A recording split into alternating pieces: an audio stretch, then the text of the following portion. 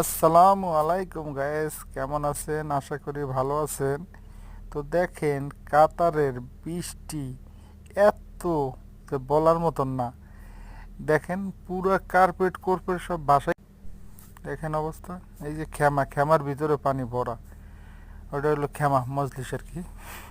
মজলিসের ভিতর দুনিয়ার পানি। দেখেন অবস্থা, কার্পেট কোর্পেট সব থুবে এলেছে। কাতারে যে এই পরিমাণ বৃষ্টি হয় এটা আমার জানা ছিল না।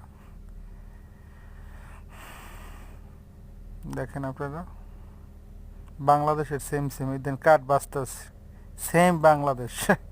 এইরকম বৃষ্টি হইতেছে। মরুভূমির ভিতরে যে এই পরিমাণ বৃষ্টি হয় আমার জানা ছিল না। বাবা বাবা বাবা,